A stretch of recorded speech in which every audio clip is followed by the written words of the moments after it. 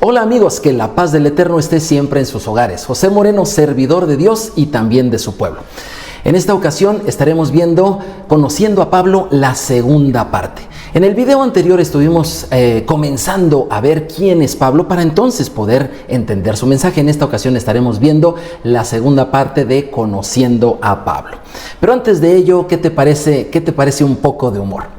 Resulta de que estaban unos jóvenes perfectamente equipados, unos turistas que andaban por ahí por la sierra, pueblos pequeños con su camioneta, con todo su equipo para hacer todo tipo de excursionismo. Sin embargo, en un momento se sintieron un poquito desubicados y van por una calle. No hay nadie cuando de repente se detienen. Había un niño ahí que estaba sentado, un niño ahí del pueblo. Y bajan la ventanilla y le preguntan: oye niño, ¿cómo se llama esta calle? El niño voltea y les dice: no sé. Bueno, ¿y el pueblo cómo se llama? Y el niño les contesta: no sé. Bueno, lo que queremos es salir y regresar a la ciudad. ¿Nos puedes decir por dónde me voy? Y el niño les dice: no sé. Se enoja uno de los muchachos que venían en la camioneta y le dice: bueno, pues que tú no sabes nada, ¿verdad? Se levanta el niño bien tranquilo, se acerca al coche y les dice: pues yo no soy el que está perdido. Con este pequeño chiste quiero decirte que a veces nos sentimos en nuestro ritmo de vida o de conocimiento, a veces muy seguro de lo que pensamos saber o conocer. Sin embargo, a veces la vida nos da sorpresas, y este es el caso con el apóstol Pablo. Nosotros necesitamos conocerlo a él para entonces conocer mejor su mensaje. Como te decía yo en la clase anterior, estuvimos viendo quién es el apóstol Pablo, pero dicho por él, desde Hechos capítulo 22, quién es él, porque pues qué mejor referencia que él mismo nos diga quién es. También estuvimos viendo similitudes entre Jesús y Pablo, similitudes importantes. Ambos eran judíos profesantes o judíos que ejercen su fe. ¿A qué nos referimos? A que ambos obedecían la ley de Moisés. También estuvimos viendo que otra de las similitudes es que ambos son rabinos de muy, muy alto nivel. Su conocimiento de las Escrituras es extraordinario, tanto el de Jesús como el de Pablo.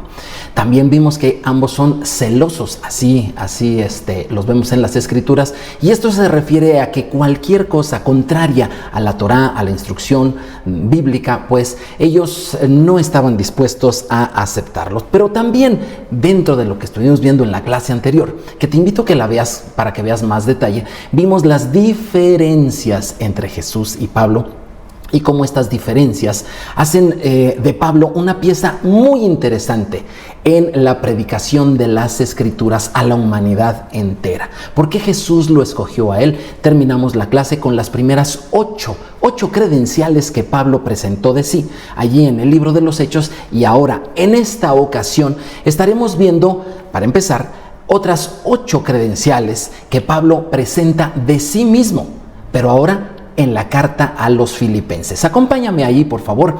Filipenses 3, capítulo 3, versículos 4 al 8. Otras 8 credenciales de Pablo. Dice así: aunque yo tengo también de qué confiar en la carne, si alguno piensa que tiene de qué confiar en la carne, yo más. Circuncidado al 8º día, del linaje de Israel, de la tribu de Benjamín, hebreo de hebreos, en cuanto a la ley, fariseo, en cuanto a celo, perseguidor de la iglesia, en cuanto a la justicia que es en la ley, irreprensible. Pero cuantas cosas eran para mi ganancia, las he estimado como pérdida por amor de Cristo. Y ciertamente aún estimo todas las cosas como pérdida por la excelencia del conocimiento de Cristo Jesús, mi Señor, por amor del cual lo he perdido todo y lo tengo por basura para ganar a Cristo. Esta es una de las escrituras en las cuales, como te mencionaba en la clase anterior, Pablo suele ser muy mal entendido, muy mal interpretado. Resulta de que había ahí unas personas que estaban dudando en que si Pablo en verdad era un apóstol de Jesús, era un shaliach, un embajador, un enviado de Jesucristo. Y él les está diciendo, pues si ustedes dudan, aquí están otras 8 credenciales. Y les está diciendo a ellos, ¿sí?, que él tiene estas 8 características que acabamos de ver y que las estaremos mencionando una a una. Y después habla algo acerca de que de una basura. ¿Será que se refiere a esas 8 credenciales? Vamos a verlas primero. La primera de ellas dice confianza en la carne. ¿A qué se refiere esta credencial? Bueno, él tenía perfecta seguridad en su trayectoria y en su prestigio. Esto no es ningún defecto. Es importante que sepamos que el apóstol que Jesús eligió para predicarle a los gentiles es precisamente una persona muy segura de sí misma. No tiene una baja autoestima, pero tampoco se siente más. Te voy a poner el ejemplo para que lo entendamos mucho mejor. ¿Qué pasa con un gimnasta? Pensemos en un corredor mejor, en un atleta que va a correr los 100 metros planos.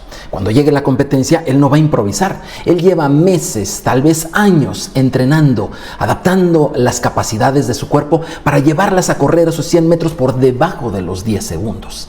Cuando él llega allí a la competencia, él está seguro de quién es y de lo que puede hacer. Esto no se trata de sentirse más, pero tampoco de sentirse menos.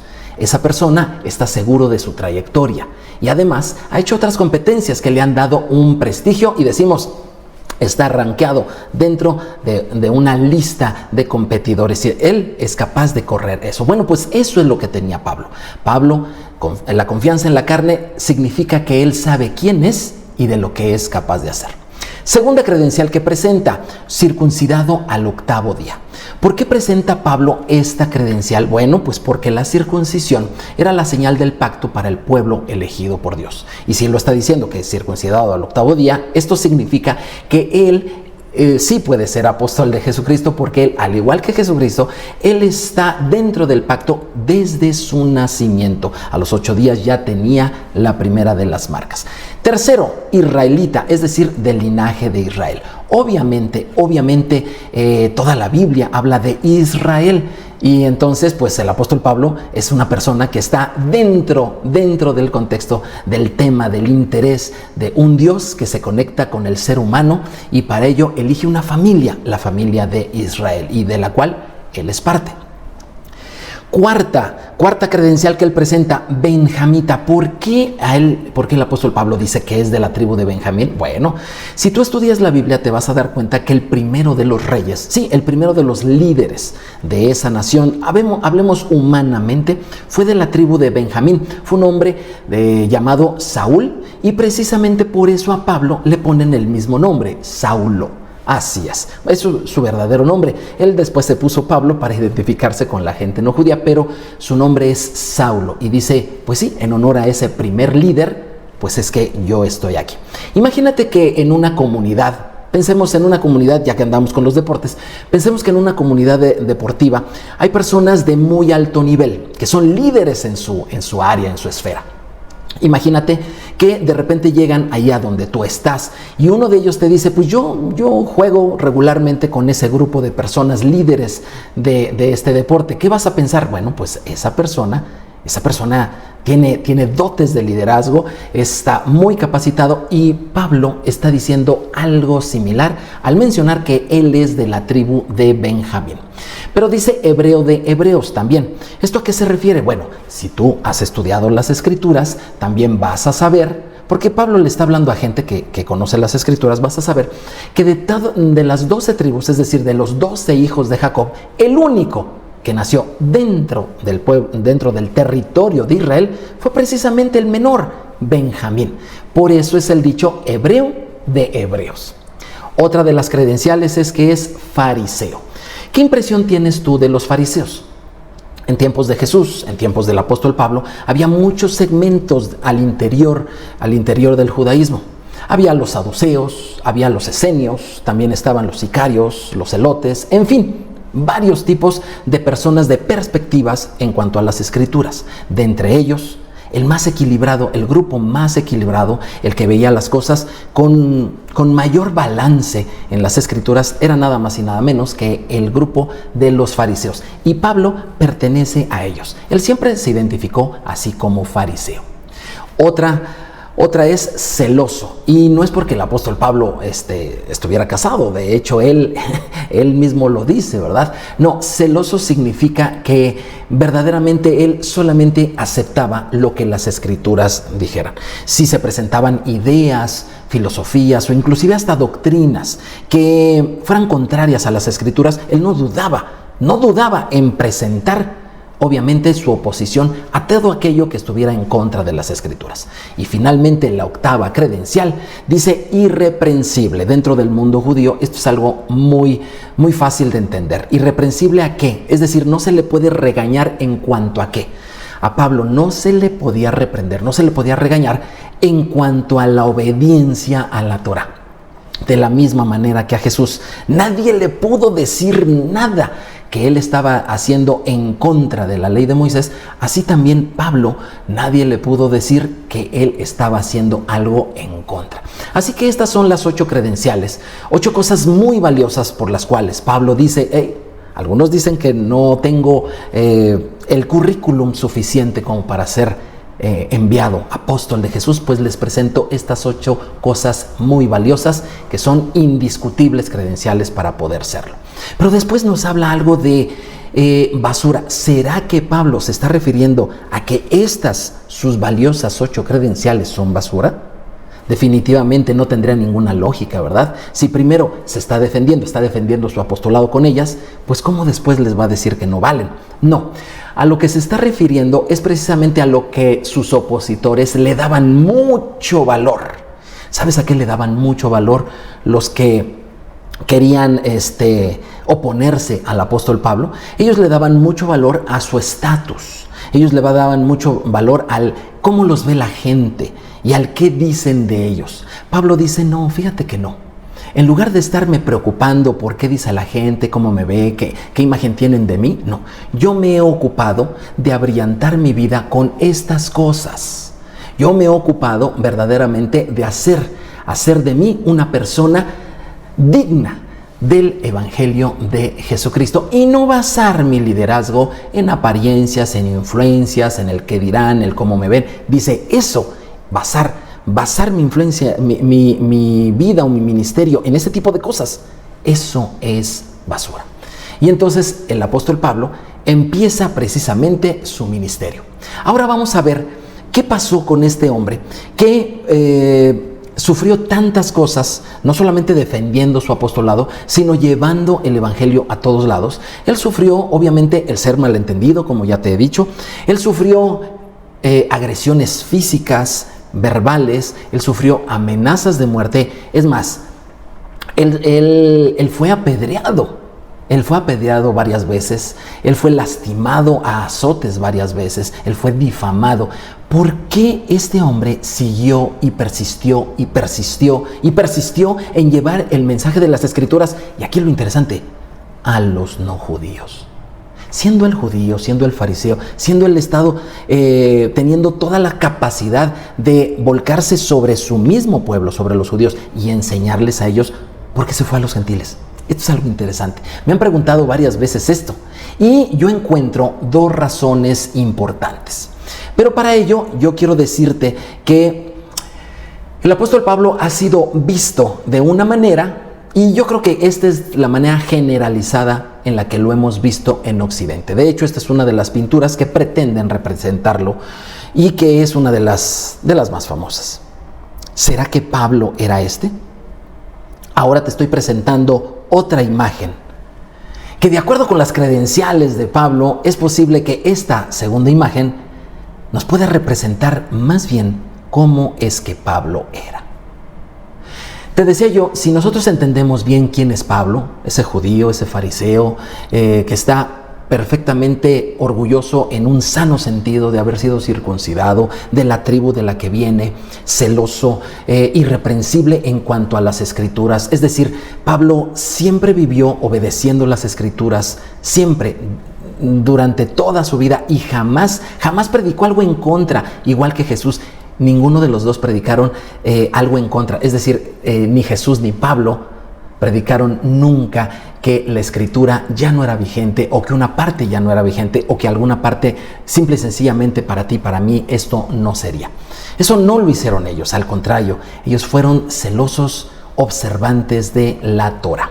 Te voy a hacer algunas preguntas ahora sí, porque queremos ver cómo está el entendimiento que tenemos de la carta de Gálatas, porque nos estaremos adentrando un poco a ella. Hoy voy a dar solamente una introducción y en la siguiente clase ya estaremos en ella.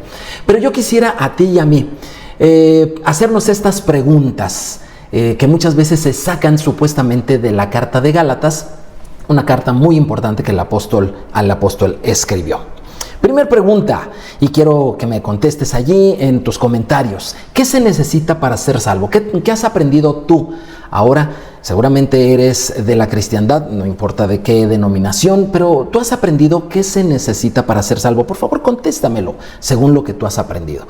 Pregunta número 2. ¿Cómo se relacionan los creyentes gentiles con las leyes judías? ¿Hay alguna relación? ¿Existe alguna relación? Contéstame sí, no, y cuál es esa relación. Tercer pregunta, ¿hay alguna relación entre el esfuerzo humano y la gracia en Cristo? Es decir, ¿se llevan? ¿La gracia en Cristo y los esfuerzos humanos se llevan? Por favor, escríbeme sí o no. Y por último, cuarta pregunta, ¿Cristo nos liberó de la necesidad de seguir la ley de Moisés? ¿Qué te han enseñado? ¿Qué opinas tú el día de hoy? El contexto de lo que nosotros respondemos a preguntas tan sencillas, tan directas como estas, que todos los cristianos deberíamos contestar, deberíamos saber contestar sin necesidad de mayor esfuerzo, estudio, sino que son preguntas tan sencillas que todo cristiano debería de contestar. Muchas veces se ven afectadas por los siglos y siglos y siglos y siglos y siglos de tradición que se han puesto sobre las Escrituras y que tanto Jesús como Pablo han querido quitar y lo han ido logrando cuando nos llevan ambos de regreso hacia las Escrituras. De regreso hacia las Escrituras. Tanto Jesús como Pablo predicaron del arrepentimiento y en idioma hebreo la palabra arrepentirse significa teshuvah.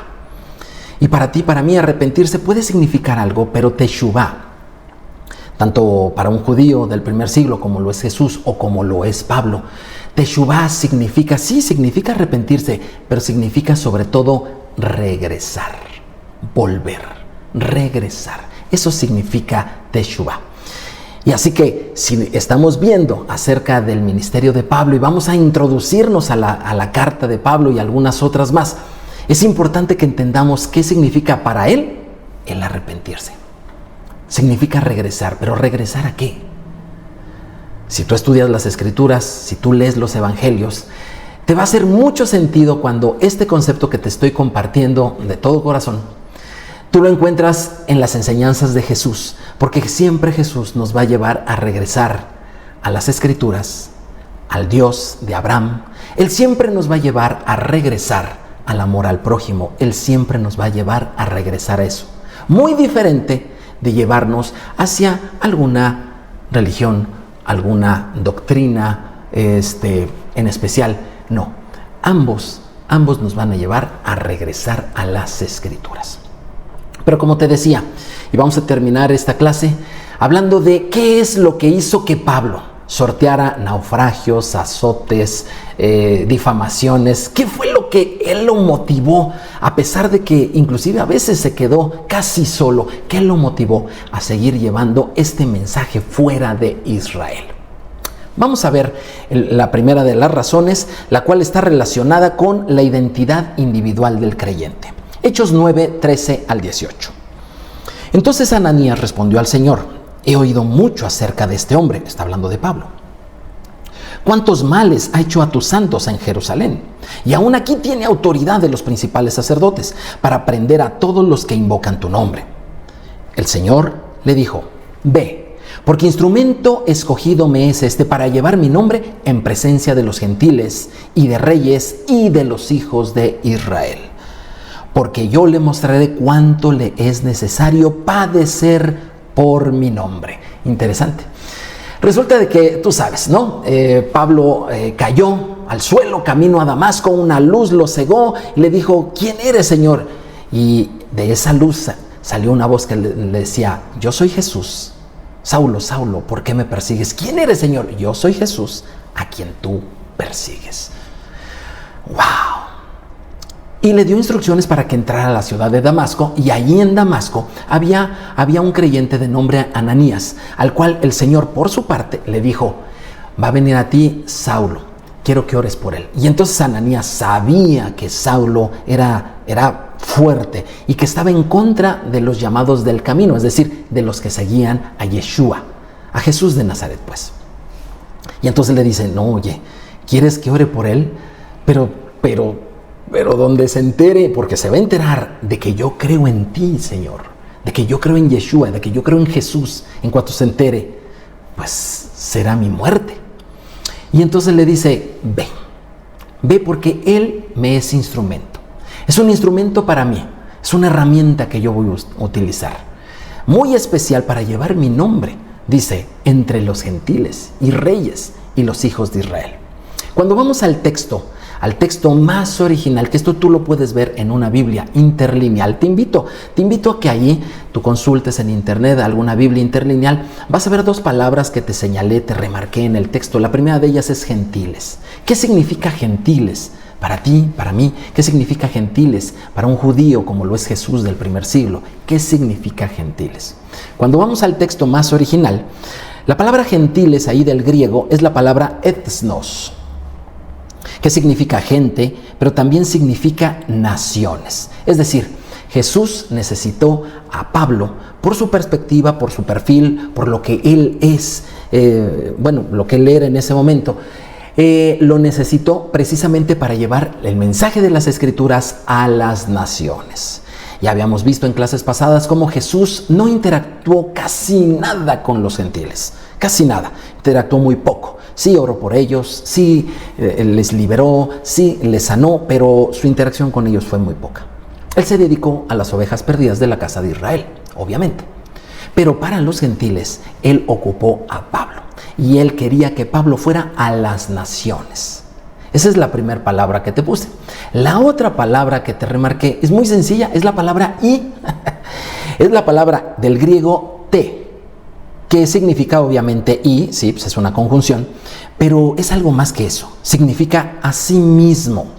Significa también, pero esta palabra me llama mucho la atención porque significa ambos. Así que si retraducimos con este sentido de ambos, Pablo fue enviado por Jesús para representarlo ante las naciones y los reyes, ambos de los hijos de Israel. Interesante, ambos de los hijos de Israel. A lo mejor tú me dirás, pues no que a los gentiles, sí, a lo que tú entiendes por gentiles. Por eso es que puede ser que esta traducción más exacta puede hacer que no encaje mucho con lo que hasta el día de hoy has entendido de las Escrituras. Resulta de que hubo alguien a quien se le prometió bendición de su descendencia, que de él saldrían naciones y saldrían reyes. ¿Tú recuerdas eso? Claro, está en Génesis capítulo 17. Alguien se le prometió bendición, que de su descendencia vendrían naciones y vendrían reyes. Y aquí Jesús dice, sí, así como se le prometió a Abraham desde un principio, así ahora viene el cumplimiento. A esas naciones y a esos reyes, ambos de los hijos de Israel. Entonces, cuando tú ves esto, la palabra gentil tiene una connotación bastante diferente. Y aquí encontramos la primera de las grandes razones por las cuales Pablo fue tan insistente en ir y llevar el mensaje de las Escrituras fuera de Israel. La razón es porque allí, afuera del mundo judío, también hay hijos de Abraham que necesitan regresar a esta fe de las Escrituras. ¿Te fijas? ¿Te fijas que es importante la identidad de la persona? Si tú has creído en Jesucristo, si tú has creído en el Dios de la Biblia, Pablo mismo nos dice en Gálatas que tú eres hijo de Abraham, ¿sí? Tu identidad es esa, en el Dios que creyó Abraham, en el Dios de Abraham, de Isaac y de Jacob. Esa es tu verdadera identidad. Y Pablo sí estaba perfectamente abierto a ir a toda esa gente que perdió su identidad de israelita, que perdió su identidad de hijo de Abraham, que perdió por los siglos y siglos, y cómo fueron dispersados ese pueblo, sobre todo esas 10 tribus que fueron dispersadas de los hijos de Israel y que perdieron el conocimiento de quiénes eran, pero que cuando se les habla de las Escrituras dicen, oye, yo veo una conexión. yo me siento parte. Una de las cosas más interesantes que les llegan a pasar a muchísima gente que cree en Jesucristo es que cuando viajan a Israel, que cuando viajan a esa tierra, y me lo han dicho, y también yo en propia carne lo he sentido, es que te sientes en casa. Sí, sin ser judío, te sientes en casa, te sientes en familia. Es interesante. ¿Cuál es tu identidad? ¿Cuál es tu identidad? La segunda razón es la identidad, pero comunitaria, no de la persona, sino a qué grupo perteneces. Ahora vamos a ver un caso de Esteban. Esteban, un judío también del primer siglo, estaba siendo enjuiciado y de lo que él estaba diciendo dependía su vida. Hechos capítulo 7. Hechos capítulo 7, versículos 35 al 39.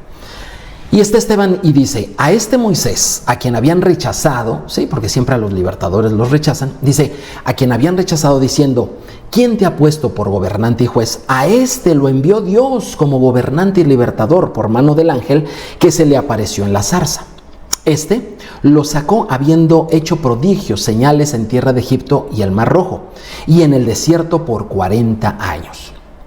Este Moisés es el que dijo a los hijos de Israel, profetas levantará el Señor vuestro Dios de entre vuestros hermanos como a mí. A él oiréis. Qué versículo tan hermoso. Ahí estaba la profecía acerca de que vendría Jesús. Versículo 38. Este es aquel Moisés que estuvo en la congregación en el desierto con el ángel que le hablaba en el monte Sinaí y con nuestros padres, y que recibió palabras de vida que darnos, al cual nuestros padres no quisieron obedecer, sino que le deshonraron y en sus corazones se volvieron a Egipto. Esteban se está defendiendo y Esteban les está diciendo, ¿por qué siempre rechazan al libertador? Ya rechazaron a Moisés, porque eso fue lo que pasó, y aún así él los liberó y los sacó de Egipto e hizo maravillas. Ahora viene del que él había dicho, va a venir un profeta. Y más que profeta, va a venir a uno como él y más que él. Óiganlo, no lo rechacen. ¿Por qué? Porque ahora a Esteban le tocó ver cómo rechazaban a Jesús. Rechazaban a este gran libertador, a este que sacaría no de Egipto a una etnia, sino que sacaría del mundo, del pecado, de una vida inútil a la humanidad entera. Era cosa que simple y sencillamente lo aceptaran, creyeran en él. Sin embargo, aquí me llama la atención de que utiliza una palabra y habla de una congregación en el monte Sinaí. Sí, allá en el desierto. Cuando tú vas al original, otra vez, tú lo puedes revisar en una Biblia interlineal. La palabra congregación es la palabra griega eclesia. Lo tradujeron al español como congregación. Eclesia, ¿te suena? Sí, efectivamente, significa iglesia, significa asamblea o significa llamados fuera. Dentro del mundo occidental se tiene la creencia, el mito, ¿sí? Es decir, una creencia errónea, de que la iglesia nace en Hechos capítulo 2 con el derramamiento del Espíritu Santo. Tú lo puedes ver en muchísima literatura, vaya, hay toneladas de ello. Sin embargo, un judío como Esteban, ¿verdad? Que sí escribió para la Biblia, no para literatura de alguna denominación, que sí escribió, que lo que él dijo sí se escribió en la Biblia. Él dice que la iglesia, la congregación, la eclesia, estaba desde el Sinaí, ¿sí? Desde el Sinaí. Solamente como referencia te quiero decir que el Pentecostés, cuando se derrama el Espíritu Santo, es exactamente el mismo día, pero siglos antes, en que Dios entregó su Torah en el monte Sinaí. Qué hermoso, ¿verdad? La palabra y el Espíritu juntos el mismo día. Bueno, la iglesia nace desde allá. Esteban nos los deja saber, y así como él, así lo tenía perfectamente claro Pablo. La segunda razón por la cual Pablo es tan persistente en ir a los gentiles es que entre ellos también hay israelitas, es decir, personas que pertenecen a la iglesia de Dios, los cuales han sido llamados fuera de Egipto, es decir, del mundo, para vivir conforme a la palabra de Dios. Si estos estudios te están ayudando para escuchar la voz de tu pastor, a lo mejor tú dirás, ¿a cuál pastor te refieres? Pues al pastor. Jesús dijo, mis ovejas oyen mi voz. Si estos estudios te están sirviendo para escuchar la voz de nuestro pastor, Jesús de Nazaret. Y te están diciendo, regresa a las Escrituras. Quiero decirte que hay mucho trabajo que hacer. Hay cosas que hacer. Si tú ya crees en Jesús, eso es maravilloso. Eso es maravilloso. Eres parte ya de ese pueblo, del pueblo de la Biblia. Sin embargo, también hay cosas que hacer. Porque también Jesús dijo, no todo el que me dice, Señor, Señor, entrará en el reino de los cielos, sino el que hace la voluntad de mi Padre que está en los cielos. Si ya crees, has comenzado. Comienza a dar pasos, comienza a caminar como parte de esa iglesia, de esa congregación, de esa iglesia, de ese Israel que recibió palabra y Espíritu de Dios. Te invito a que compartas, te suscribas y le des clic a la campana. Y te invito a que me sigas en la próxima enseñanza, donde estaremos entrando, ahora sí, de lleno, en la carta a los Gálatas. Que el Señor te bendiga. Nos vemos en la siguiente. Shalom, shalom.